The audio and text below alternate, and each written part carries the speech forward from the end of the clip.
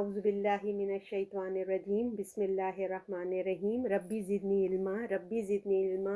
ربی اشرح لی صدری ویسر لی امری واحلل عقدۃ من لسانی یفقہوا قولی اما بعد فاعوذ باللہ من الشیطان الرجیم بسم اللہ الرحمن الرحیم سورۃ آل عمران انشاءاللہ تعالی آج ہم 176 سے 180 تک جائیں گے اللہ کے حکم سے انشاءاللہ تعالی۔ اعوذ باللہ من الشیطان الرجیم بسم اللہ الرحمن الرحیم وَلَا يَحْزُنْكَ الَّذِينَ يُسَارِعُونَ فِي الْكُفْرِ إِنَّهُمْ لَنْ يَضُرُّوا اللَّهَ شَيْئًا يُرِيدُ اللَّهُ أَلَّا يَجْعَلَ لَهُمْ حَظًّا فِي الْآخِرَةِ وَلَهُمْ عَذَابٌ عَظِيمٌ۔ اور تجھے وہ لوگ غم میں نہ ڈالیں جو کفر کی طرف دوڑتے ہیں، وہ اللہ کا کچھ نہ بگاڑیں گے اور اللہ چاہتا ہے کہ وہ ان کے فائدے نہ دے آخرت کا، اور ان کے لیے بڑا عذاب ہے۔ اللہ تعالیٰ سب سے پہلے کہنے والے کو عمل کی توفیق عطا فرمائے اور آپ لوگوں کو بھی سن کے سمجھ کے عمل کی توفیق عطا فرمائے۔ اعوذ باللہ من الشیطان الرجیم بسم اللہ الرحمن الرحیم۔ جس طرح کہ آپ کو پتہ ہے کہ لاسٹ ویک ہم پڑھ رہے تھے مومنوں کا ایمان بڑھ گیا، ان کو جب منافقوں نے ڈرایا ان کے ایمان میں اضافہ ہو گیا، اور جو ہے اللہ نے کہا تھا اب تمہیں پتہ چلا یہ تمہارے دل میں خوف ڈر، اللہ کے احکام پہ چلنے سے جو خوف ڈر بزدلی آتی ہے وہ کون ڈالتا ہے؟ وہ شیطان ڈالتا ہے۔ تو اسی آیت کو ہم آج پھر سے تھوڑا سا دیکھ لیتے ہیں کیونکہ بڑی امپورٹنٹ آیت ہے اور ہماری یاد دہانی ہو جائے گی، کیونکہ اکثر مال خرچ کرتے ہوئے یا اللہ کے احکام پہ چلتے ہوئے یہ بزدلی، یہ خوف، یہ نا دغدغے ٹائپ کے جو ہے نا آتے رہتے ہیں۔ تو جیسے کہ جس وقت انسان کے اندر دیکھیے، یہ جیسے ہم آیت میں آپ کو کہیں پچھلی ویک کا میں کرتی ہوئی آگے جا رہی ہوں، ٹھیک ہے؟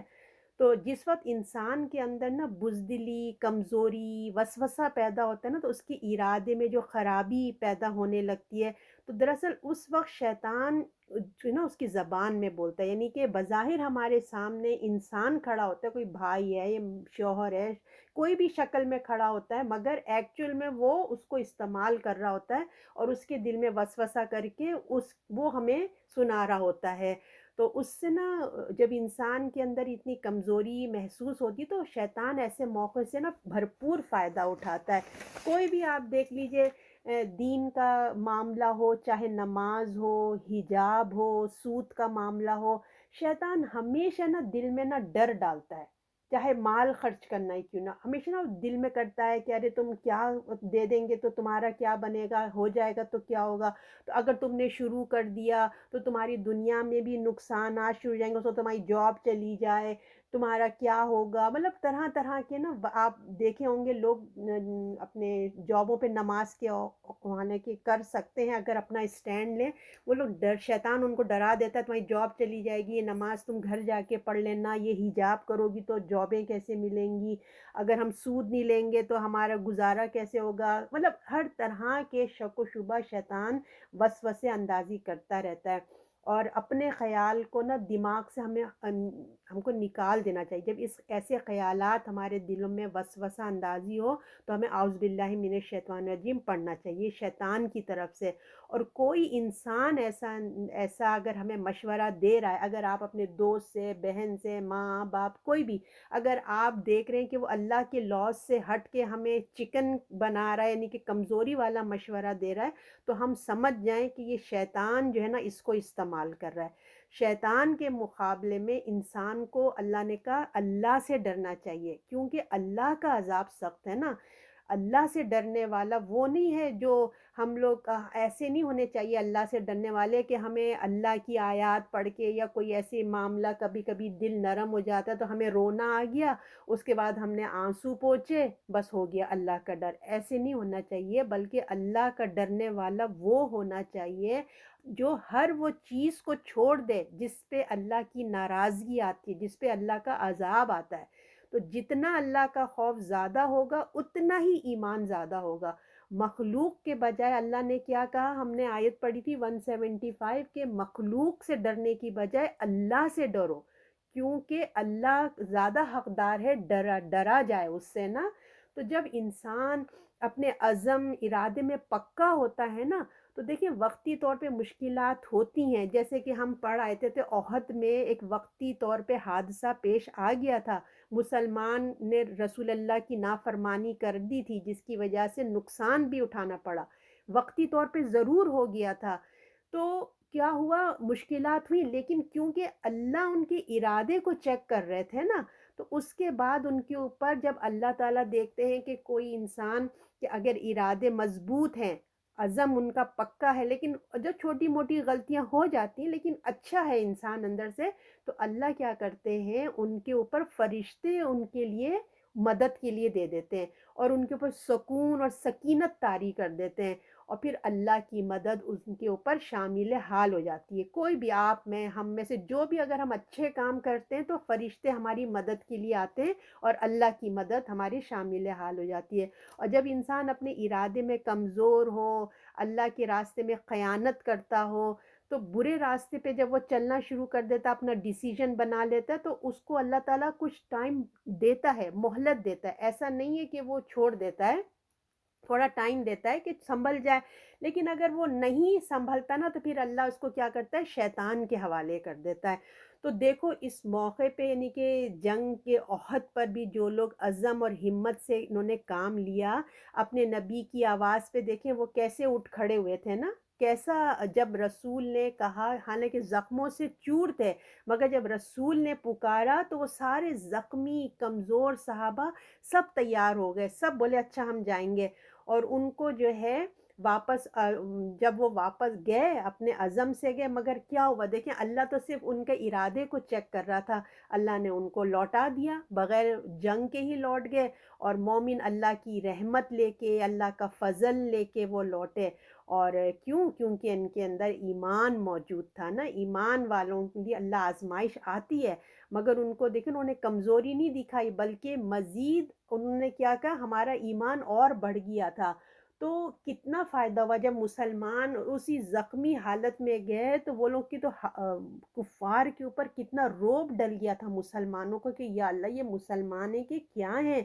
وہ اس حالت میں بھی آ گئے لڑنے کے لیے، ایسا روب ان لوگوں پہ طاری ہو گیا کہ وہ بھاگ ہی گئے پھر، ہے نا۔ اور پھر ان کو مسلمانوں کو دیکھیے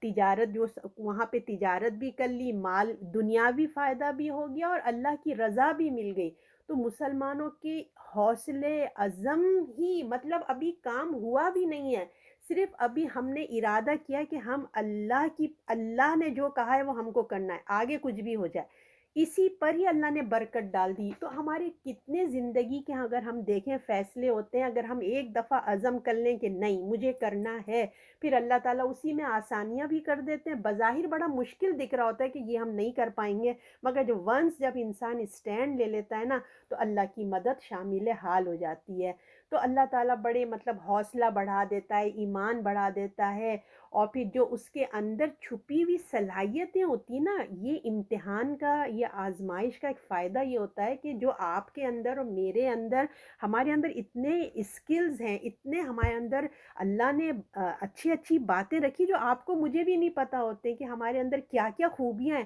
جب یہ چیز پڑھتی ہے نا، مصیبت آتی ہے یا پریشانی آتی ہے تو وہ اسکلز باہر آ جاتے ہیں۔ آپ اپنے سراؤنڈنگ میں ایسے لوگوں کو دیکھتے ہوں گے، بظاہر بہت شرمیلے ہوتے ہوں گے، گفتگو کم کرتے ہوں گے، لیکن جب ان کے اوپر خدا نخواستہ جب ایسے حالات پڑتے ہیں نا، وہ فولاد کی طرح اللہ میاں کیا بن جاتے ہیں،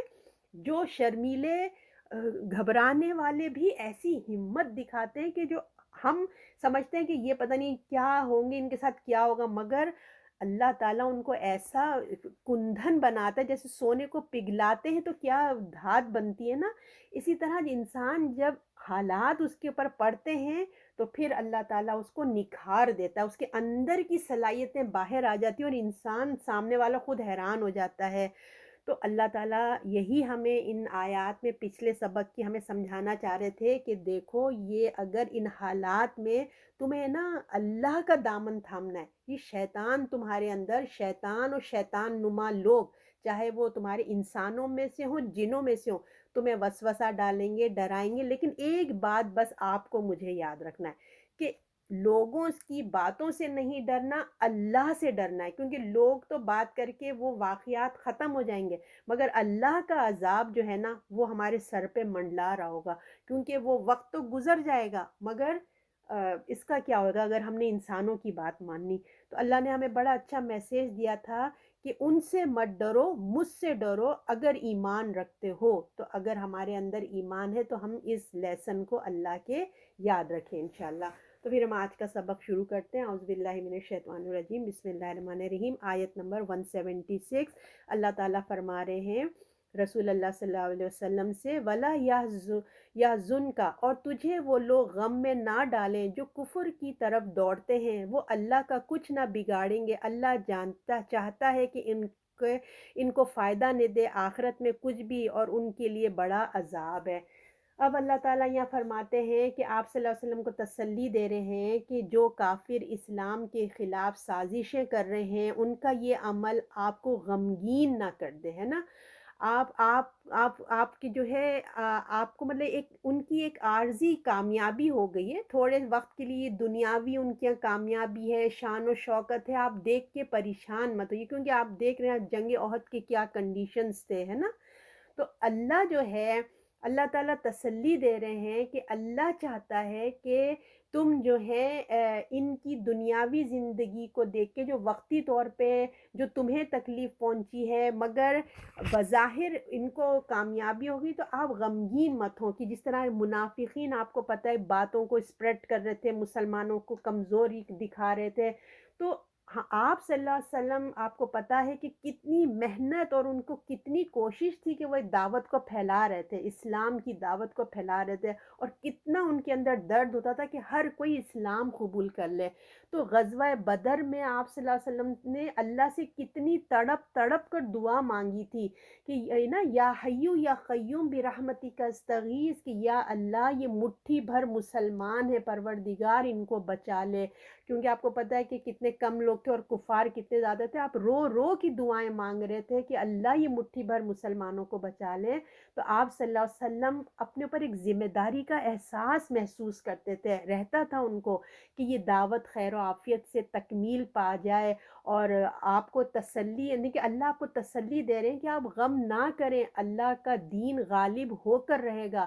یہ اللہ کا کیا مطلب اللہ تعالیٰ کو جو ہے نا کیا نقصان دیں گے، یہ جو ہے نا کہ آپ کو یہ غمگین نہ ڈال دے، جو کفر کی طرف دوڑ رہے ہیں وہ اللہ کا کچھ نہ بگاڑ سکیں گے، آپ فکر نہیں کیجئے، یہ کچھ نہیں کر سکتے، اللہ کے دین کا کچھ نہیں بگاڑ سکتے ہیں، یہ ان کی اللہ کو کیا نقصان دیں گے، وہ اللہ تک پہنچ ہی نہیں سکتے، ان کی پہنچ سے ہی باہر ہے، اور اللہ کا دین اور مومنوں کا وہ کچھ نہیں بگاڑ سکیں گے۔ ایسے لوگوں کے لیے اللہ کی شدید ناراضگی ہے جنہوں نے ہدایت لینے سے دیکھی انہوں نے انکار کر دیا ہے نا، کہ وہ نہ بگاڑیں گے۔ اللہ چاہتا ہے کہ ان کا فائدہ ہی نہ دے آخرت کا، اللہ چاہتا ہے کہ یہ جو کفار ہیں جنہوں نے اسلام کے بدلے کفر کو پسند کیا تو ان کو فائدہ نہ دے آخرت کا، اور ان کے لیے بڑا عذاب ہے۔ تو ان کو جنہوں نے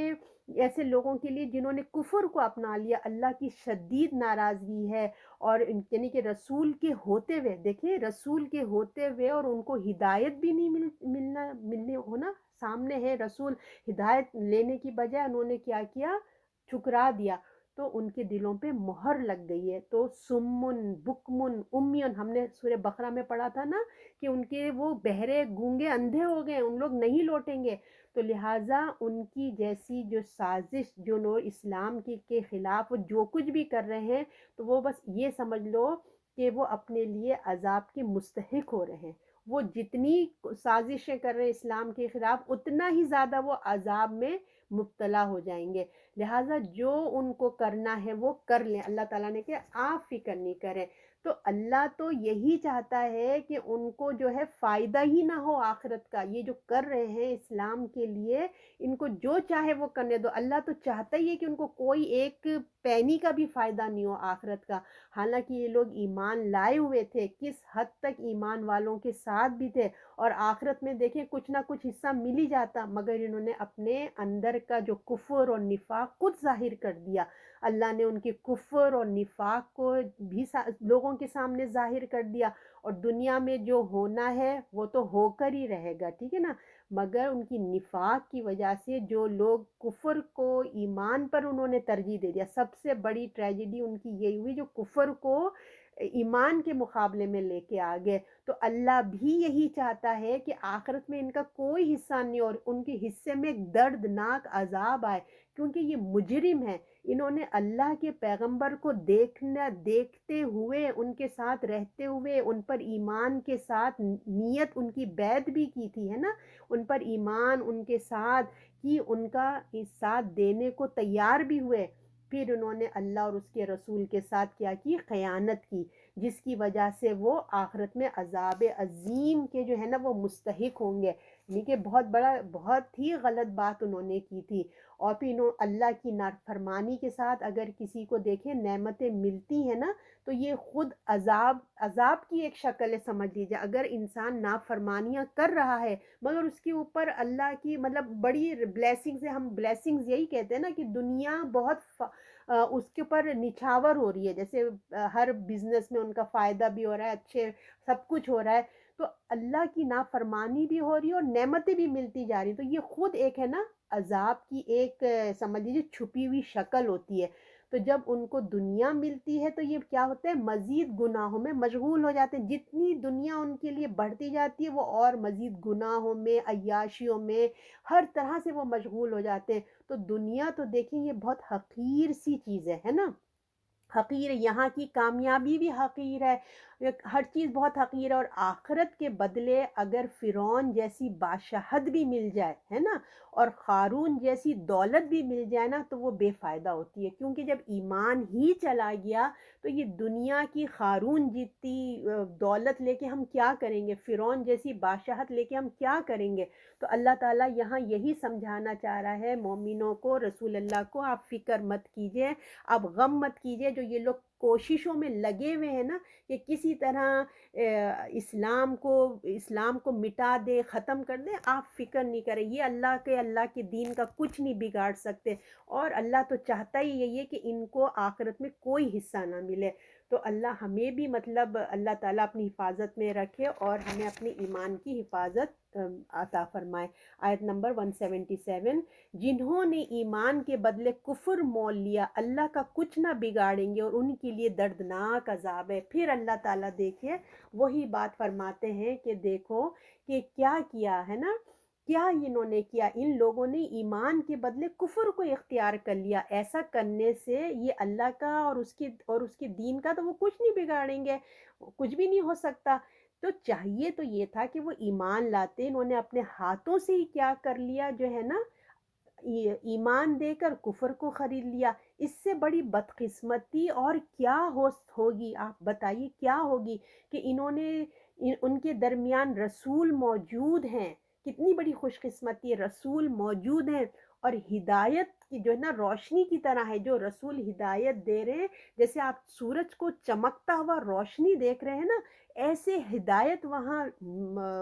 موجود تھی، اور وہ لوگ محروم ہو گئے۔ رسول ہے، ہدایت ہے، قرآن ہے، مگر انہوں نے سب کچھ کیا کر دیا؟ نکال دیا، نہیں ہمیں ایمان نہیں چاہیے، انہوں نے صرف دنیا کی چند دن کی دنیا کی خاطر انہوں نے جو ہے کفر کو خرید لیا۔ تو وہ کیا اللہ کا نقصان کریں گے؟ بتائیں ایسے لوگ کیا اللہ کا نقصان کریں گے؟ انہوں نے تو اپنا ہی نقصان کر لیا، اپنے لیے انہوں نے عذاب عظیم خرید لیا ہے، کیا کریں گے؟ تو لہٰذا ایسے لوگوں کی جو مہمانداری ہے وہ کہاں ہوگی؟ دوزخ کے عذاب، دردناک عذاب ہے ان کے لیے، جو اللہ تعالیٰ نے کہا ان کے لیے جو مہمان نوازی ان کے لیے تیار ہے وہاں پہ۔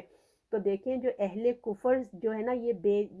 جو اللہ اہل کفر سے بے نیاز ہے، اللہ کو کیا پڑی ہے نا، جو اللہ کو ٹھکرا دیا تو اللہ کو بھی کوئی ان کی پرواہ نہیں ہے، ایمان کے بدلے کفر اختیار کر لینا یہ ان کی بدقسمتی ہے۔ اللہ کے دین کو کیا نقصان دیں گے ایسے لوگ؟ ان کے اعمال ان کے لیے وبال جان بن جائیں گے، ان کے اعمال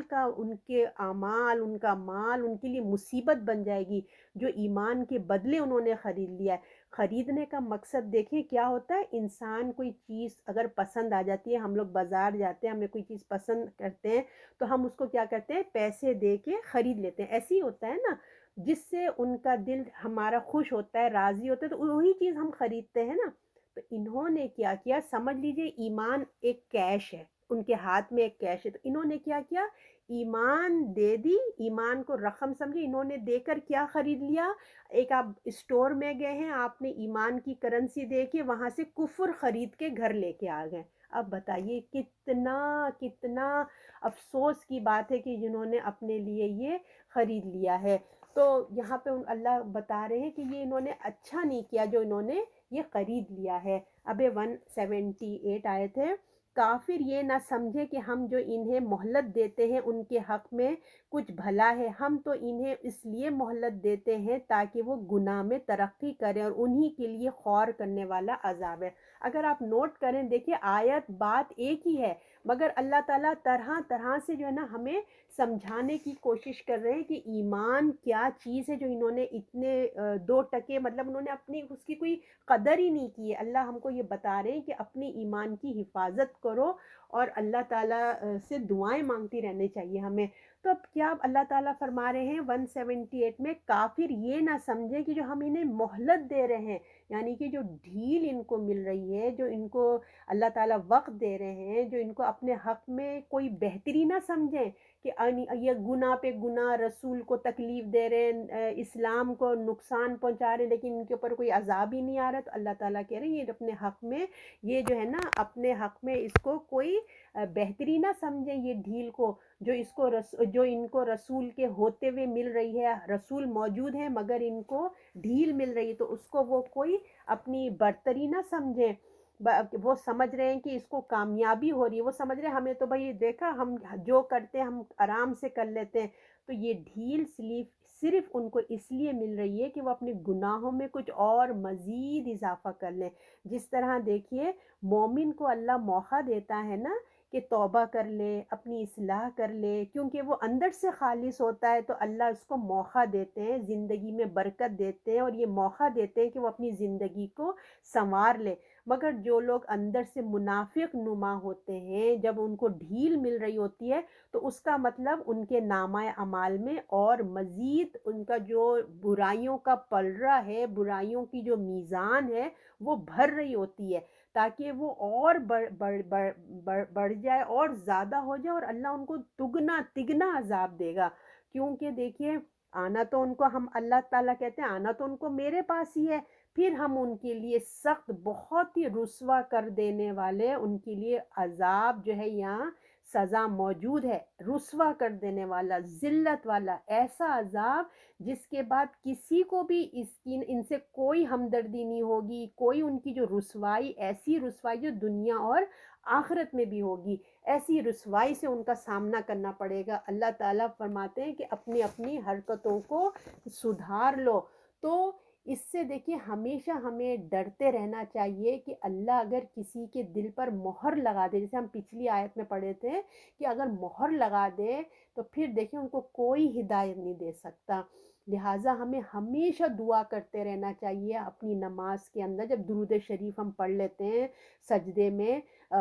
جب ہم پڑھتے ہیں نا درود شریف کے بعد میں جو دعائیں ہیں تو اس میں ربنا لا تزغ قلوبنا، جو ہم اس سورہ آل عمران کی آیت نمبر 8 میں ہم پڑھ کر آئے ہیں، اس دعا کو ہمیں کثرت سے پڑھنا چاہیے اور اپنی ایمان کی سلامتی کے لیے دعا کرتے رہنا چاہیے۔ دیکھیے اور ہمیں اس آیت سے یہ بھی پتہ چلتا ہے کہ اللہ کافروں کو مہلت دیتا ہے، جس طرح مومنوں کو مہلت ملتی ہے کہ وہ اپنی اور اچھے سے اچھے اعمال کر لیں، اپنی اصلاح کر لیں، تو کافروں کو بھی اللہ مہلت دیتا ہے۔ وہ اللہ کے خوف کو کفر، یعنی کہ وہ اللہ کے خلاف جو ہے وہ کفر کر رہے ہیں حالانکہ، ہے نا، اور اس کے دین کو نقصان دینا چاہتے ہیں، پیغمبر کے خلاف وہ جنگ کرتے ہیں، کتنے بڑے کام کر رہے ہیں، وہ اللہ کے خلاف کفر اختیار کر لیتے ہیں، اللہ کے دین کو نقصان پہنچا رہے ہیں، اللہ کے پیغمبر سے وہ جنگ کرتے ہیں، اور وہ یہ سمجھ رہے ہیں کہ وہ شاید بڑا اچھا کام کر رہے ہیں۔ اس شیطان نے انہیں کیسے دھوکہ دیا ہوا ہے آپ یہ دیکھیں، اور وہ بڑے خوش ہیں کہ ہم بڑے کامیاب ہیں۔ اللہ ان کے اعمال کی وجہ سے اگر ان کی پکڑ نہیں کر رہا ہے تو یہ سمجھ جانے کہ ان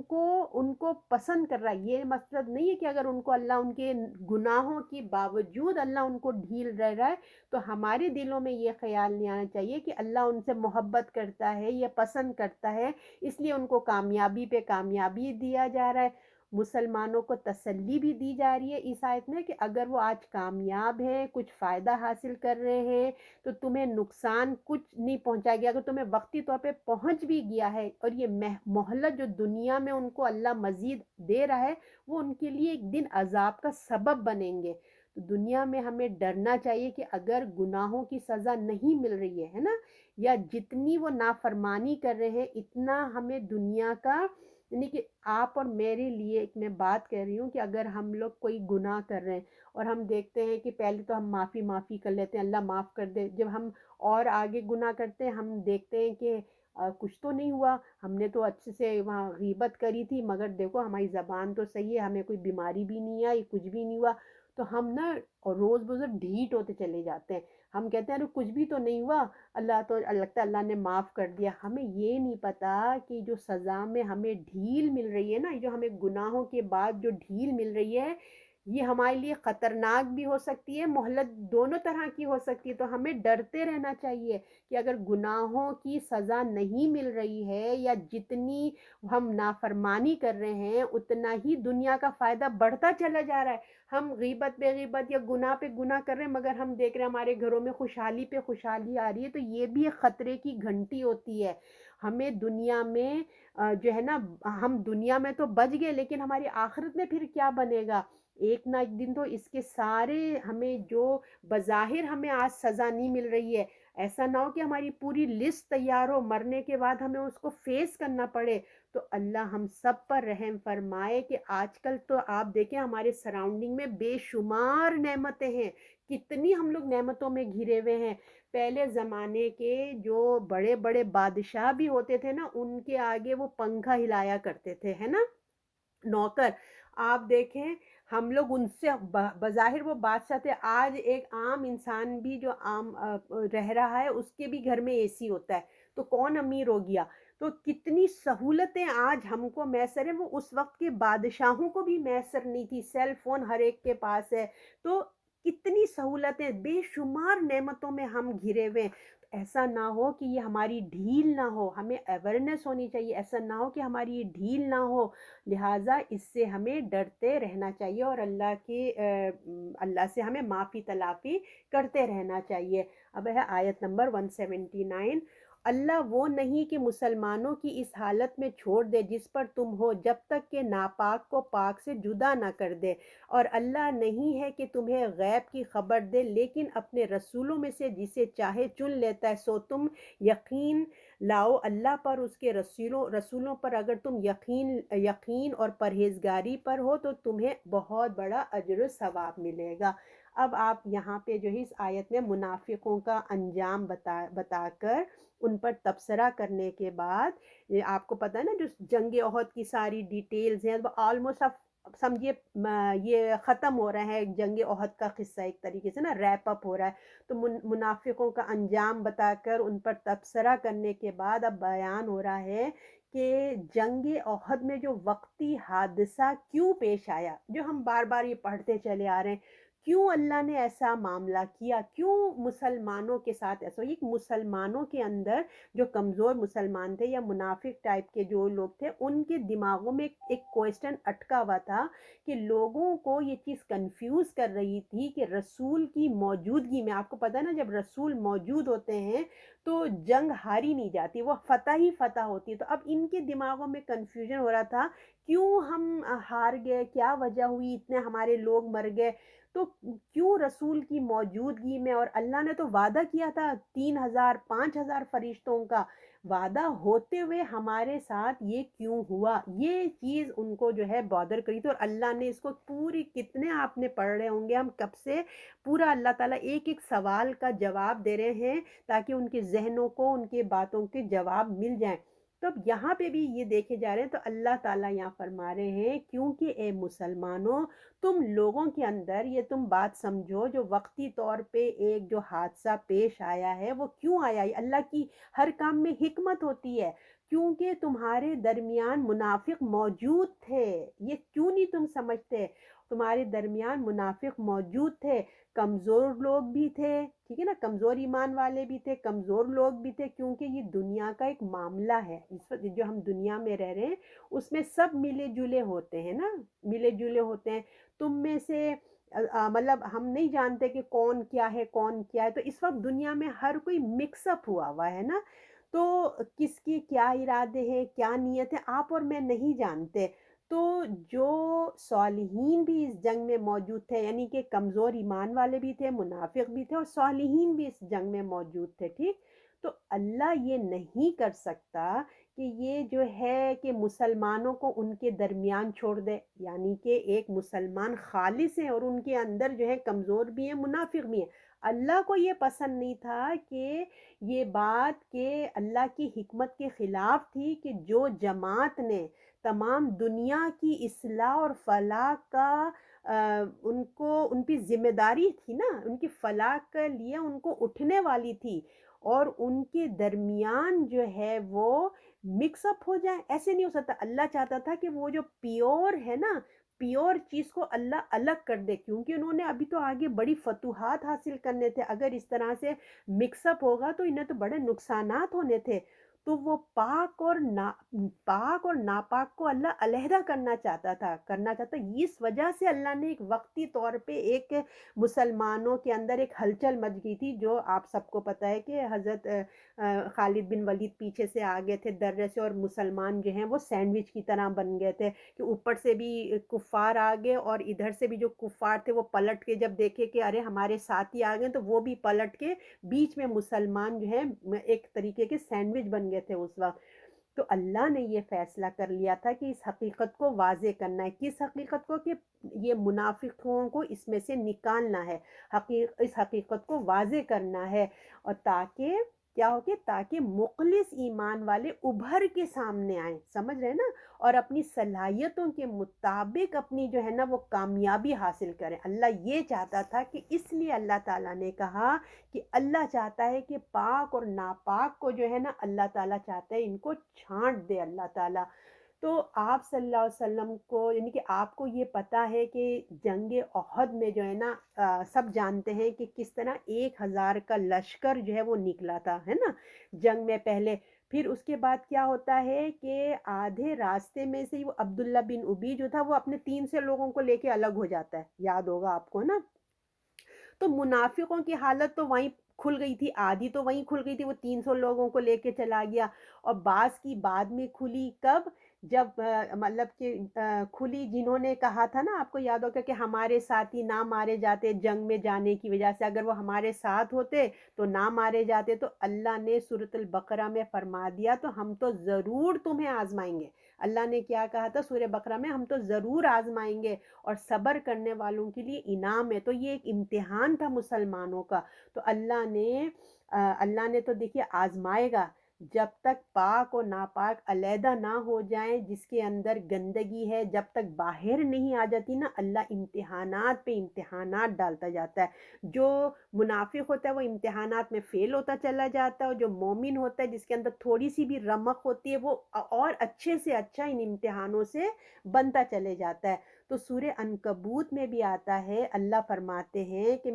تم کیا سمجھتے ہو میں تمہیں ایسے ہی چھوڑ دوں گا کہ تم ایمان لے کے آگے ہو تو بس تم لوگ کو جنت مل جائے گی؟ نہیں، تمہیں آزمائش میں نہ ڈالوں گا، ہم نے پہلے لوگوں کو بھی آزمایا ہے۔ اللہ تعالیٰ کہہ رہے ہیں تم ایسے ٹھنڈے ٹھنڈے خالی کلمہ پڑھنے سے نہیں تم جنت میں چلے جاؤ گے، ہم تمہیں آزمائش میں ڈالیں گے، ہم نے تم سے پہلے لوگوں کو بھی آزمایا ہے، اللہ ضرور اس کو کھول کر رکھے گا کہ کون سچے ہیں اور کون اپنے دعوے میں جھوٹے، ان کو بھی کھول کر رکھ دے گا۔ اور پھر ایک حدیث کا مفہوم بتا رہی ہوں، حضرت عبداللہ بن مسعود کہتے تھے کہ جنگ احد میں جانے سے پہلے نا،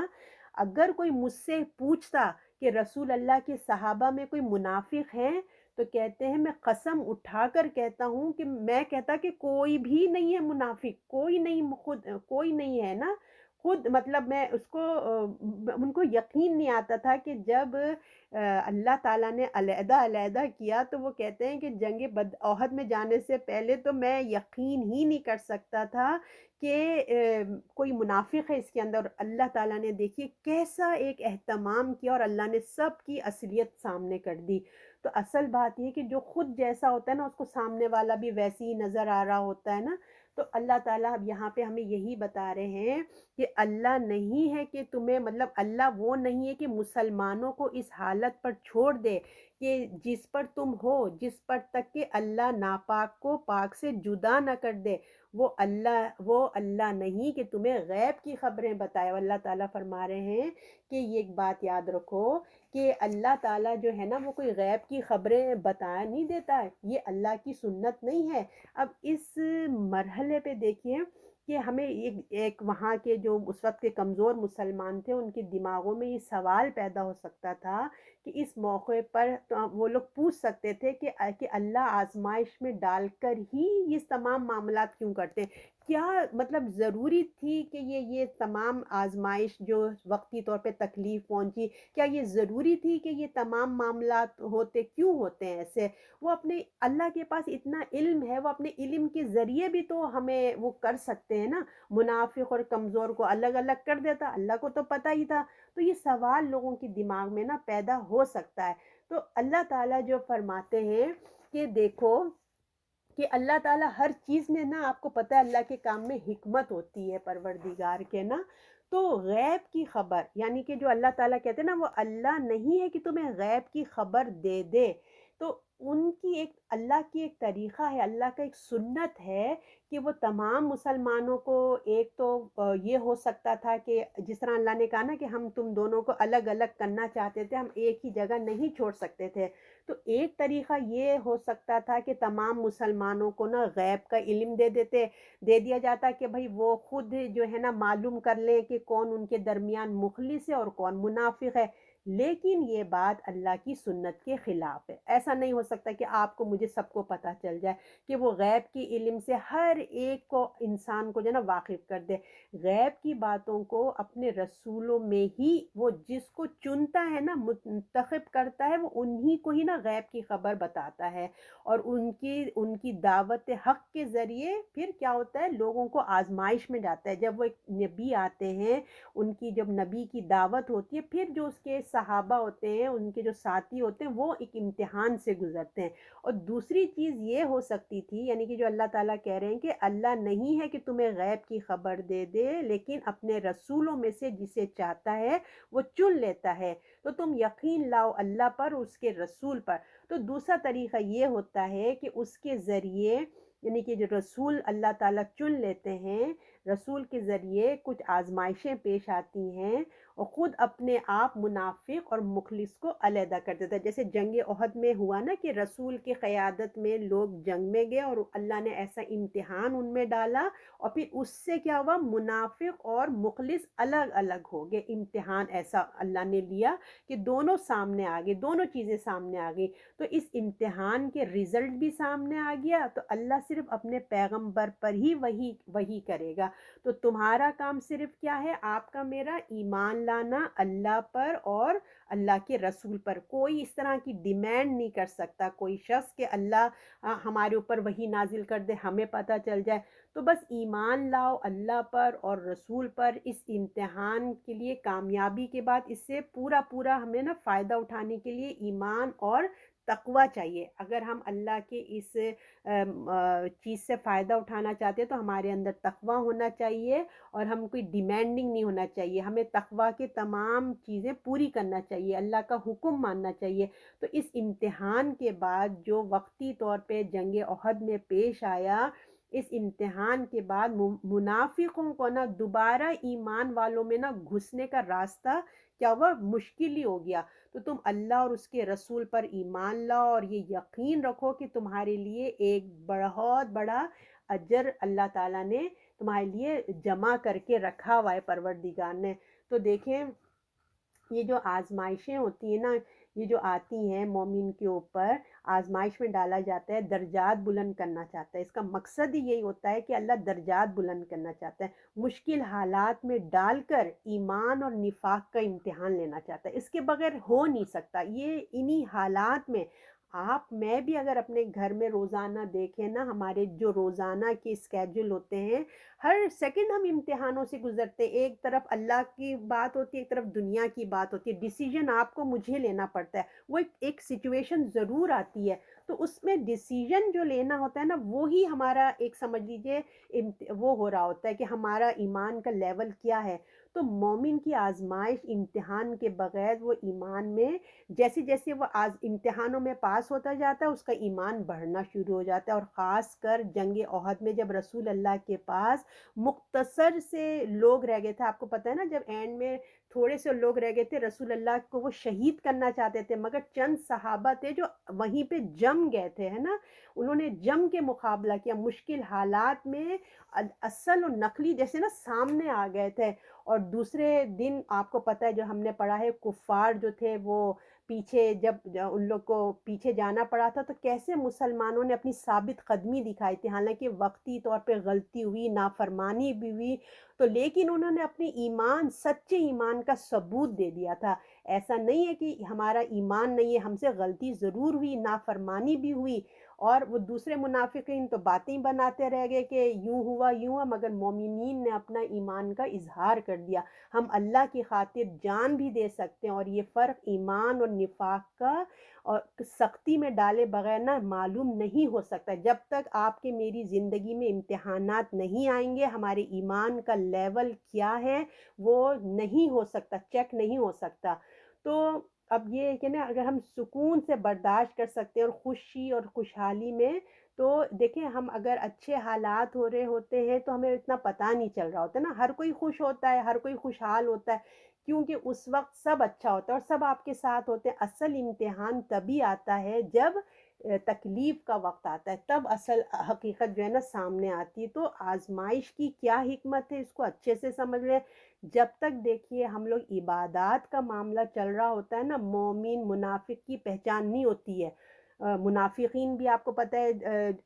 نماز میں آتے تھے، پہلی جماعت پہلی صف میں وہ عبداللہ بن ابی بیٹھا کرتا تھا اور بڑھ بڑھ کے باتیں کیا کرتا تھا۔ تو جب تک عبادات کا معاملہ چل رہا ہوتا ہے نا، مومن منافق کی پہچان نہیں ہوتی۔ جہاں قربانی کی بات آتی ہے، جہاد کی بات آتی ہے، اللہ کے احکامات پہ چلنے کی بات آتی ہے، اللہ کی، تب پتہ چلتا ہے، سمجھے، تب اصل حقیقت سامنے آتی ہے۔ اللہ کی خبر، اللہ کی غیب کی خبر، مطلب جو ہم، اللہ جو ہے نا غیب کی خبر جانتا ہے، اللہ کو سب پتہ ہے، اللہ چاہتا تو غیب کے علم سے مسلمانوں کو منافقوں کا نام بتا دیتا۔ اللہ کو کیا تھا، جیسے میں نے آپ کو فرسٹ آپشن بتایا تھا نا کہ اللہ تو علم والا ہے، اللہ تعالیٰ مسلمانوں کو بتا دیتا کہ بھئی یہ منافق ہے، یہ مومن ہے، بات ختم ہو جاتی۔ اللہ چاہتا تو کر سکتا تھا، غیب کا علم مسلمانوں کو منافقوں کے نام بتا دیتا، مگر وہ دیکھیے اللہ کا ایک تو سنت نہیں ہے، یہ نہیں ہوا وہ عمل پر جانتا ہے، اللہ تعالیٰ دیکھنا چاہتا ہے عمل پہ۔ تو بہترین ایمان والے جو ہوتے ہیں نا، عمل کے اختیار کرتے ہیں اور سنت پہ چلتے ہیں۔ اگر اللہ تعالیٰ نام بتا دیتے تو دیکھیے آج آپ کے لیے، ہمارے لیے کوئی سبق نہیں ہوتا نا، اگر اللہ منافقوں کی نشانیاں اس دن بتا دیتے، نام بتا دیتے، بتانے کی بجائے اگر نام بتا دیتے نا، تو ہمارے لیے سبق نہ ملتا۔ منافق کی علامات جب اللہ نے بتا دی تو ہمیں ہمیشہ ہمیشہ کے لیے نفاق سے بچنا آسان ہو گیا۔ اب ہم اپنے اپنے اندر نوٹ کرتے ہیں نا کہ ہمارے اندر یہ علامات تو نہیں ہے۔ جب ہماری قرآن کی کلاس کا ٹائم آتا ہے، ایک طرف دنیا ہوتی ہے، ایک طرف آخرت ہوتی ہے، تو ہم کیا ڈیسیجن میک کرتے ہیں، اللہ کے ایمرجنسی، یہ ہمارے امتحانات ہوتے ہیں۔ اگر اللہ نے ہمیں یہ نشانی بتائی ہے تو ہم جج کرتے ہیں نا اپنے اندر۔ اگر اللہ نام بتا دیتا تو ہم کہتے ہیں ارے یہ تو وہ اس وقت کے لوگوں کی باتیں ہیں، اب تو وہ لوگ بھی چلے گئے، ہمارے اندر کہاں سے نفاق آئے گا نا۔ ہم اپنے اندر نفاق کی پہچان کر ہی نہیں سکتے تھے۔ تو اگر صرف اگر نام آتے تو اس وقت کی بات، جو کچھ اللہ جو کچھ لوگ ہوا کرتے تھے نا، تو ہم بالکل ٹھنڈے ٹھنڈے لے لیتے اس وقت کے لوگوں۔ تو اتنی تفصیل سے جو اللہ نے بیان فرمایا ہے تاکہ جو ہے نا نفاق کی پہچان میں ہماری آسانی ہو جائے۔ تو اللہ تعالیٰ ہمارے اندر سے جب بھی دعا کیا کریں نا تو ہمیشہ دعا کریں اللہ تعالیٰ ہمارے اندر سے اس نفاق کو نکال دے پروردگار۔ تو اللہ تعالیٰ نے کیا فرمایا کہ اپنے رسولوں میں سے جسے چاہے وہ چن لیتا ہے، سو تم یقین لاؤ اللہ پر، اس کے رسولوں پہ تم یقین پہ رہو، پرہیزگاری کرو تو تمہیں بہت بڑا اجر ہے۔ تو اگر ہم اللہ اور اس کے رسول کو ایمان لائے، اس پہ چلیں گے تو بہت بڑا اجر ہے۔ اب آیت نمبر 180 یہ لاسٹ ہے۔ جو لوگ اس چیز میں بخل کرتے ہیں جو اللہ نے انہیں اپنے فضل سے دی ہے، خیال نہ کرے کہ اس کے حق میں بہتر ہے، بلکہ یہ ان کے لیے بہت برا ہے۔ ان کے گلوں میں وہ طوق بنا کے ڈالا جائے گا جس میں وہ بخل کیا کرتے ہیں۔ قیامت کے دن اللہ آسمان اور زمین کا وارث ہے، جو تم کرتے ہو اللہ اس سے جانتا ہے۔ اچھا، اب اللہ تعالیٰ یہاں فرما رہے ہیں جو لوگ اس چیز میں بخل کرتے ہیں، بخل کی بات ہو رہی ہے یہاں پہ، تو ہم پہلے اس بخل کو پہلے اچھے سے سمجھ لیتے ہیں، پھر ہم آگے چلیں گے، ٹھیک ہے۔ تو اہل نفاق جس طرح اپنی جان کے معاملے میں دیکھیے بخیل، یعنی کہ بخیل کسے کہتے ہیں؟ کنجوس، ٹھیک ہے نا۔ جس طرح اہل نفاق جس طرح اپنی جان کے معاملے میں بخیل تھے نا، کم ہمت تھے، اسی طرح اپنے مال کے معاملے میں بھی نا بڑے کنجوس ہوتے تھے۔ لہٰذا مسلمانوں کو ان کو ہوشیار کیا جا رہا ہے کہ اس بیماری کو اپنے اندر پیدا نہیں ہونے دو، اور منافقوں کی طرح کمزوری مت دکھاؤ، یعنی کہ یہ مسلمانوں کو ہوشیار بھی کیا جا رہا ہے، اور منافقوں کو ایک وارننگ بھی دی جا رہی ہے کہ تم لوگ جو ہیں ہوشیار ہو، یہ کنجوسی بخل جو ہے نا یہ مت کرو تم اپنے اندر۔ تو بخل کیا چیز ہے، اب ہم اس کو دیکھتے ہیں کہ بخل اگر ہمارے اندر بھی ہے تو اللہ ہمیں اس کو نکال دے۔ تو دیکھیں عام طور پہ بخیل ہمارے معاشرے میں کسے کہتے ہیں؟ یعنی کہ کنجوس، یعنی کہ جس کے پاس پیسہ ہوتا ہے، سمجھے نا، جس کے پاس پیسہ ہوتے ہوئے وہ کم خرچ کرتا ہے نا، تو ہم اس کو کیا کہتے ہیں؟ کیسا کنجوس ہے، اللہ نے اتنا دیا ہے اور دیکھو ذرا کتنی کنجوسی سے کام کرتا ہے۔ اور جو اپنا پیسہ خوب لٹاتے ہیں، ہم اس کو کہتے ہیں کیا پیسے والے لوگ ہیں، ہے نا، کیا دیتے ہیں بھائی۔ تو شریعت میں ہم سمجھ جائیں کہ بخیل کسے کہتے ہیں۔ دنیا میں تو ہم اس کو کہتے ہیں، شریعت اللہ کے لاء میں بخیل کسے کہا جاتا ہے؟ کہ جو اللہ کی راہ میں خرچ کرنا جو فرض ہے نا اس کو نہ کرے، وہ ہوتا ہے بخیل، وہ ہوتا ہے کنجوس۔ اللہ کے فرائض میں جو کنجوسی کر دیتا ہے، ایک آدمی ہے جو لاکھوں خرچ کرتا ہے مگر زکوٰۃ نہیں دیتا، سمجھ رہے نا، لاکھوں لٹاتا ہے مگر وہ زکوٰۃ نہیں دیتا، اللہ کا فرض ادا نہیں کرتا، اس کو کہتے ہیں بخیل۔ تو اللہ کی نظر میں وہ بخیل ہے، وہ بخل حرام ہے۔ اور اس سے ملتی جلتی چیز ایک اور ہوتی ہے شح، ٹھیک ہے، خود غرضی کی طرح کی ایک چیز، یہ دونوں ملی جلے ساتھ ساتھ ہی آتے ہیں چیزیں۔ تو جو مطلب اس کے اندر یہ ہوتا ہے شح میں کہ جو مال میرے پاس ہے نا، جو میرے پاس آ جائے وہ چلا نہ جائے، اس کو ایک خود غرضی ہوتی ہے کہ بس میرا والی بنا۔ تو اللہ کی راہ میں خرچ نہیں کرنا، اپنی مرضی ہے، جہاں چاہے وہ خرچ کرے گا مگر اللہ کی راہ میں خرچ کرنے اس کے دل میں گنجائش نہیں ہوتی ہے۔ تو دیکھیے جو لوگ زکوٰۃ ادا نہیں کرتے، دنیا کا زیور خریدتے ہیں، زیور خریدنے ان کے پاس بہت پیسہ ہوتا ہے مگر انفارچونیٹلی زکوٰۃ دینے کے لیے ان کے پاس پیسے نہیں ہوتے۔ تو کیونکہ زکوٰۃ عبادت ہے، اللہ کا فرض ہے، اس کو عبادت سمجھ کے ہی ہمیں کرنا چاہیے۔ تو کنجوسی کیوں آتی ہے آخر؟ یہ بخل کیوں پیدا ہوتا ہے انسان کے اندر نا؟ یہ بے یقینی کی وجہ سے پیدا ہوتا ہے۔ جس طرح انسان دیکھے کسی کو قرض دیتا ہے نا، قرض لے کے بعض اوقات کیا ہوتا ہے وہ واپس نہیں لوٹاتا، تو اسی طرح شیطان انسان کو یہ بے یقینی دلاتا ہے، ایمان کے اندر کی کمزوری یہ دلاتا ہے کہ تم جو یہ اللہ کو دے رہے ہو نا، تم نے تو اللہ کو دیکھا ہی نہیں ہے، کسی انجانے کو تم بس اپنا پیسہ اٹھا کے دے دیتے ہو، پتہ نہیں کل جنت دوزخ ہوئے گی نہیں ہوگی۔ ایک بے یقینی کی کیفیت انسان کے اندر پیدا کرتا ہے کہ کیا ہوگا۔ تو اللہ سے بدگمانی اور یہ سوچ لینا کہ میرے مستقبل کا ذمہ دار اب کیا ہوگا، میں خود ہوں، یعنی کہ وہ سمجھتا ہے میں سب کچھ دے دوں گا تو میرا کیا بنے گا، اگر دوسرے تو دے رہے نا، بس مجھے کیا ضرورت ہے۔ تو جو بخیل ہوتا ہے اس بخل سے نجات تو اپنے لیے، اگر ہم چاہتے ہیں کہ ہم اس کنجوسی سے نجات پائیں، اس بخل سے نجات دیں، تو میں اور آپ ایسے کرتے ہیں، کچھ سوالات اپنے آپ سے کرتے ہیں نا، کہ ہم یہ سوال کرتے ہیں کہ پہلا سوال آپ بھی اپنے سے کیجئے، میں بھی کرتی ہوں، کس نے مجھے پیدا کیا ہے؟ کون ہے وہ پیدا کرنے والا؟ کون ہے جو مجھے موت دے گا؟ ٹھیک ہے نا؟ کون ہے وہ بتائیے؟ سوچیں کون ہے جس نے مجھے پیدا کیا، کون ہے جو مجھے موت دے گا، اور کون ہے جو ہمیں کھانا پینا دیتا ہے؟ یہ تینوں سوال، تو تینوں کا جواب ایک ہی ہے، اللہ، ٹھیک ہے نا؟ تو سب کچھ اللہ ہی کا تو ہونا، تو ہمارے پاس کیوں پھر مطلب وہ بات جب سب کچھ اللہ ہی دے رہا ہے تو ہمارے پاس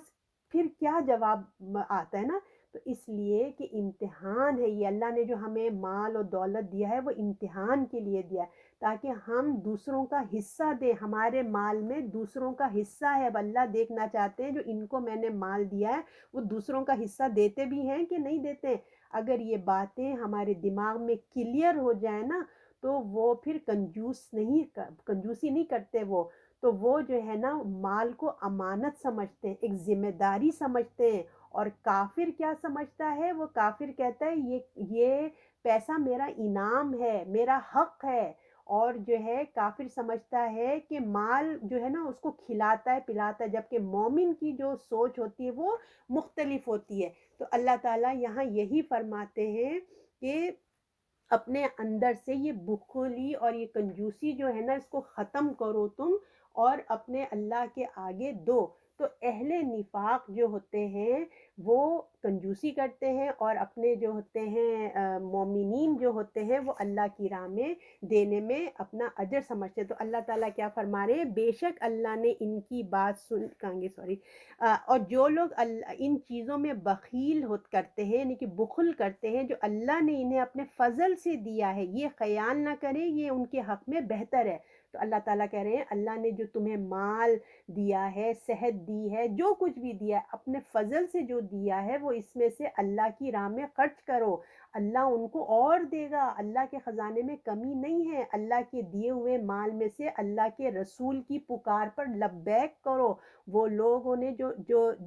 لوگ نے خرچ نہ کیا تو انہوں نے کچھ اچھا نہیں کیا، جو نہیں دے رہے ہیں اللہ کی راہ میں وہ کچھ اچھا نہیں کر رہے ہیں۔ وہ یہ نہ سمجھے کہ انہوں نے بہت اچھا کیا، بچا لیا، نہیں دیا، اچھا نہیں کیا،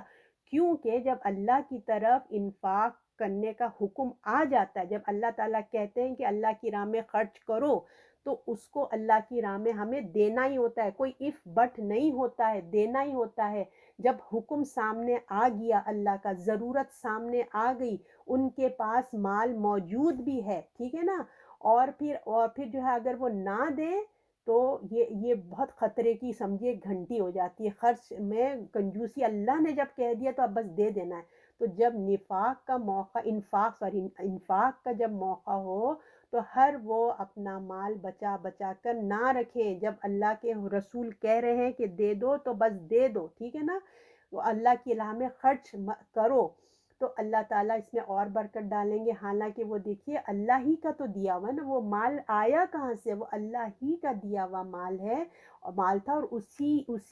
اسی خدا نے ہی تو ہمیں دیا نا، اسی نے ہمیں دیا ہے، اسی کی چیز ہے، اور وہی کہہ رہا ہے کہ دینے کے لیے بات کرتا ہے، یہی بات پر وہ دے دو، اور ہم جو ہے انکار کر دیتے ہیں اسی کے مال کو، اور ہم بڑے آرام سے انکار کر دیتے ہیں نا۔ تو یہ ان کے اللہ تعالیٰ کہہ رہے ہیں، دیکھیں نا یہ بات ایسی ہے کہ میں آپ کو کچھ سامان دے دوں، یا میں آپ کو کچھ اپنے پیسے آپ سے کہوں کہ پلیز یہ میرا تھوڑے پیسے آپ رکھ دیجیے گا، میں جب ضرورت ہوگی میں آپ کو بتاؤں گی، پھر میں آپ کو کال کرتی ہوں کہ پلیز اس پیسوں میں سے نا تھوڑے پیسے آپ ان کو ذرا زیل کر دیں یا سینڈ کر دیں، میں آپ سے کہتی ہوں، تو آپ یہ کہیں وہ کون سے پیسے تمہارے، یہ تو سارے میرے پیسے، یہ تو ایسی بات ہے، سمجھ رہے نا؟ اللہ نے ہمیں پیسے دیے ہیں اور اس میں حصہ ہے کسی مخلوق کا۔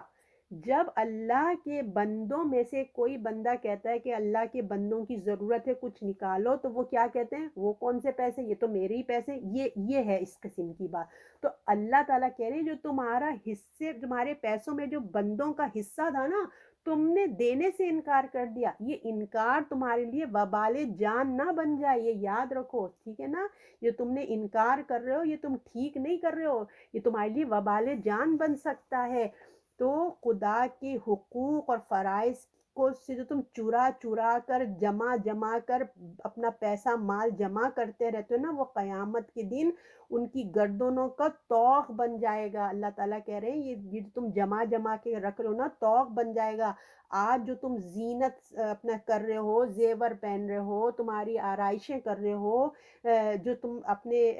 مال کو کپڑوں کی شکل میں، زیور کی شکل میں جو تم اپنے زیب و تن کر رہے ہو، تمہارے گرد قیامت کے دن کیا ہوگا؟ یہ تمہارے گرد ایک سانپ کی شکل میں جو ہے نا وہ لپٹ جائے گا، وہ یہ مال تمہارا کا ذریعہ بن جائے گا، مصیبت کا ذریعہ بن جائے گا۔ آخرت میں یہ سانپ ان کی مطلب ان کی جو ہے نا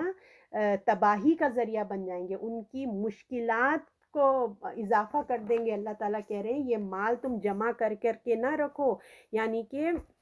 اللہ کہہ رہے ہیں دیکھیے کہ بلکہ ان کے لیے بہت برا ہے کہ ان کے گلوں میں وہ مال طوق بنا کے ڈال دیا جائے گا جس میں بخل کیا قیامت کے دن، اور اللہ آسمان و زمین کا وارث ہے، جو تم کرتے ہو اللہ اسے خوب جانتا ہے۔ اب اللہ تعالیٰ اس کو اور ہمیں اچھے سے سمجھا دیتے ہیں کہ دیکھو یہ بخیلی کنجوسی کے لیے تمہارے جائز نہیں ہے کہ تم کرو۔ دیکھیے صرف مال جوڑتے رہنا، اللہ کی راہ میں نہیں دینا، اور بلکہ مال سے مال کیا کرتے ہیں؟ کمانا، سمجھے نا، مال سے مال کماتے رہنا۔ تو اسلام میں مال جمع کرنا اللہ نے حرام نہیں کیا ہے، یہ بات دیکھیں، اس کو ڈی گریڈ کیا ہے، ڈسکریج ضرور کیا ہے، مگر حرام نہیں ہے کہ آپ مال جمع کریں، کیونکہ اللہ نے کہا مال فتنہ بھی ہے، اولاد اور مال آپ کو پتہ ہے نعمت بھی ہے تو فتنہ بھی ہے، تو اس کی اجازت ہے کہ آپ مال جمع کریں، مگر اصل بات جو یہاں بتائی جا رہی ہے بخیلی، میں نے آپ کو کیا کہا؟ جو فرض کی ادائیگی نہ کرے، زکوٰۃ نہ ادا کرے، تو تب اس کے لیے مصیبت بن جاتی ہے۔ تو اللہ تعالیٰ ایسے لوگوں کو جو مال جمع کرتے ہیں، دنیا کی دولت ملنا ضروری نہیں ہے کہ وہ اس کے لیے خیر ہو سکتا ہے، اللہ تعالیٰ کہہ رہے ہیں تمہارے پر مال جمع رہے تو تم سمجھ رہے ہیں اللہ تم سے خوش ہے، مال پہ مال دیتا جا رہا ہے، ضروری نہیں کہ وہ خیر ہو سکتا ہے اس کے اندر تمہارے لیے شر چھپا ہوا ہو۔ تو جو مال نہ خرچ کر کے جمع کیا ہے، آخرت میں اس کے گلے کا طوق بن جائے گا، جیسے میں نے آپ کو ابھی آیت میں لکھا ہے نا، اور حدیث کا مفہوم ہے کہ آخرت میں جو لوگ زکوٰۃ نہیں دیتے ہیں نا، آخرت میں ایک گنجا سانپ ان کی گردن کے گرد کہتے ہیں لپیٹ دیا جائے گا، استغفر اللہ، ان کا مال ایک گنجا سانپ کی صورت میں ان کو گردن پہ لپیٹ دیا جائے گا، اور ان کے جو جبڑے ہیں نا، یہ جو ہمارے جبڑے نا، جوز جسے کہتے ہیں، جو منہ کا ہونٹوں کا جو جگہ ہے وہ کھینچے گا، ڈسے گا وہاں پہ، اللہ کی پناہ، سب سے کتنا سینسٹیو جگہ ہوتی ہے نا یہ، وہ کہے گا، ڈسے گا، کہتا دیکھا یہ ہوں میں تیرا مال، تو جمع کر کر کے رکھتا تھا نا، نہیں دیتا تھا نا، دیکھ میں ہوں تیرا مال، ایسا کرے گا۔ اور حدیث کا ایک اور مفہوم ہے کہ جو مال جمع کرتے ہیں ان کو جو ہے، ان کو وہ مال جو جمع کر کر کے رکھے، اللہ کا حکم آنے پہ، اللہ کے رسول کا حکم آنے پہ، جب زکوٰۃ فرض ہو گئی نہیں دیا، ان کا وہ مال میلٹ ہوگا، اس کو گرم کیا جائے گا، اور اس کے اوپر لا لا کے چپکایا جائے گا، اوہ اللہ اکبر، اور کہا جائے گا یہ ہے وہ تیرا مال جس کو تو جمع کر کے رکھتا تھا۔ اب آپ سوچیں ذرا، کبھی لوہا پگھل رہا ہو، ہے نا، کبھی ایک موم بتی پگھل رہی ہو، اسی میں کتنی ایک چرکا لگ جاتا ہے، ایک ہم لوگ جب سالن پکا رہے ہوتے ہیں نا، آئل اڑ کے آتا ہے، یا کوئی ایک آپ ٹومیٹو کی چٹنی بنا رہے تو کتنا اڑتی ہے نا وہ، ایک ہمارے اوپر اسکن پہ آ جاتا ہے، ہم ہو ہا کرتے ہیں۔ سوچیں کہ جب لوہا پگھلایا جا رہا ہو، ہم اس کو انگلی کیا چھوٹا سا کونا بھی نہیں رکھ سکتے، اور قیامت میں جو ہے وہ لا کے اس کو لگا دیا جائے گا کہ میں ہوں تیرا مال۔ تو اس لیے پیغمبر اور نیک لوگ اس سے بچ بچ کر رہتے تھے، کیونکہ مال جو ہے نا وہ، دیکھیے مال ایک فتنہ بھی ہے، میں نے آپ سے کہا اس کو اچھا خرچ کرو تو اچھا ہے۔ تو جو صحابہ امیر ترین تھے نا، اللہ کی راہ میں خرچ کرتے تھے، ان کے دل کھلے ہوتے تھے، جیسے حضرت عثمان رضی اللہ تھے، انہوں نے جب اللہ کا حکم آیا، ضرورت پڑی، انہوں نے مسجد نبوی کو بڑھانے کے لیے مزید زمین خرید کے دی، اپنے مال سے انہوں نے ایسے ایسے کام کیے، میٹھے پانی کا کنواں خرید کے دیا، جنگ تبوک جس کو کہتے ہیں کہ تنگی والا جہاد، حضرت عثمان نے رضی اللہ نے ساز و سامان کی اونٹ رسول اللہ کو دیے، اللہ کے لیے دیے، اور 1000 سونے کی اشرفیاں رسول اللہ کو دی تھی جنگ تبوک میں۔ اس دن آپ صلی اللہ علیہ وسلم اتنا خوش ہوئے، اور حضرت عثمان رضی اللہ کو کہا کہ جنت کی بشارت دی، خوشخبری دی کہ عثمان آج کے بعد جو بھی تم کرو، 1000 اشرفی کیا، آج آپ سوچیں کہ 1000 اشرفی آج کے زمانے میں کیا ہوتی، کہتے ہیں کہ 4 سونے کے اشرفی جسے کہتے ہیں نا، جن کو دینار کہا جاتا ہے، اگر آج کے دور میں وہ بتا رہے تھے کہ 7.5 تولہ سونا بنتا ہے، یعنی کہ 4 دینار وہ کہہ رہے تھے آج کا 1 ملین کے قریب بنتا ہے، ٹھیک ہے۔ تو ہم پھر سوچیں 1000 دینار ہمارے صحابی عثمان رضی اللہ نے دیے تھے، تو زکوٰۃ کا حساب کتاب نا ہم کو ادا کرنا، جب ہم زکوٰۃ دیتے نا تو ہمیں اس کا حساب کتاب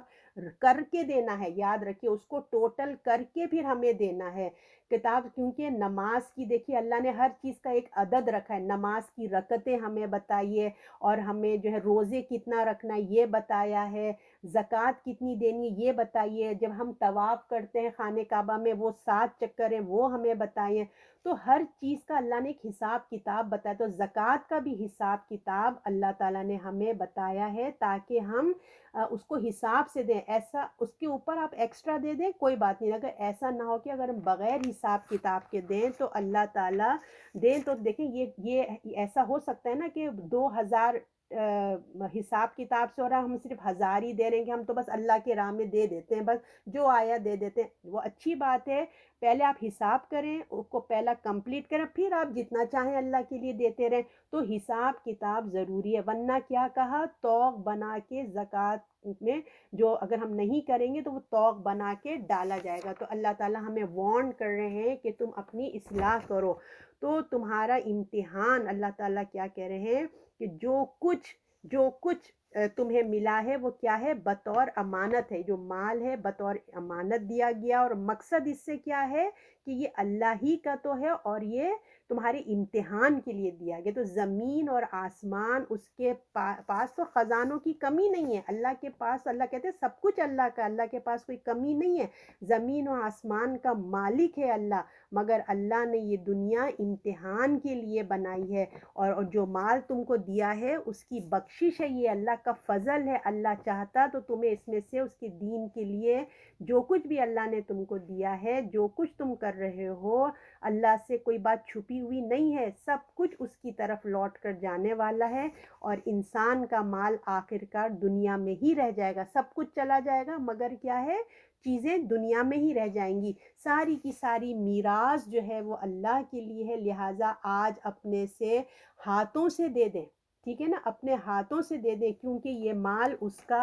میرا آپ کا نہیں ہے، یہ اللہ کا مال ہے، ٹھیک ہے، دے دیں، اپنے ہاتھوں سے آج نکال دیں، اللہ کی دی ہوئی نعمت، اللہ نے آپ کو ایک نعمت دی ہے، اور آپ کی بخشش کا ذریعہ بنایا ہے، اس سے پہلے کہ اللہ وارث ہو جائے تو ہم اپنا مال نکال دیں، اللہ کی راہ میں دے دیں، آخرت میں ڈبل کر کے اللہ تعالیٰ دے گا، اللہ تمہارے اعمال سے باخبر ہے، تو اعمال کرتے جاؤ اور اجر لیتے جاؤ، اللہ تعالیٰ جب دیکھ رہا ہے تو اچھے اچھے اعمال کرتے جاؤ اور اجر لیتے جاؤ، اسی کا دیا ہوا مال روکیں گے تو وہ ہمارے لیے یہ ایک مصیبت بن جائے گا، وہ تمہارا یہ مال بھی اللہ تعالیٰ دیکھ رہا ہے، کیا کر رہے ہو، وہ مال کیا بنے گا اگر ہم نہیں دیں گے، تو توق بن جائے گا آخرت میں، تو آج اس مال کو جنت کی کرنسی بنا لیں، آپ اور میں اس مال کو جلدی جلدی جنت کی کرنسی بنا لیں، اور اس سے پہلے کہ وہ توق بن جائے، جس کے دل میں ایمان ہوتا ہے نا وہ اللہ کی راہ میں خرچ کیے بغیر رہ نہیں سکتا،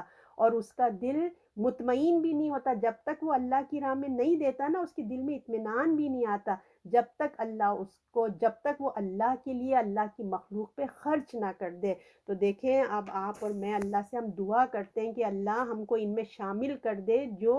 اللہ کی راہ میں دن رات صحت والی زندگی میں اللہ کے لیے نکالتے رہتے ہیں، اور اللہ کی راہ میں اور اس کی مخلوق پہ خرچ کرتے ہیں، اللہ تعالی ہم کو اس کی توفیق عطا فرمائے، اور ہم کو اللہ توفیق عطا فرمائے کہ ہم کتاب اور سنت کی تعلیمات پر عمل کریں، اور دوسرے بھائی بہنوں کو بھی ہم پہنچانے والے بنیں، اللہ تعالیٰ آمین ثم آمین، صدق اللہ العظیم۔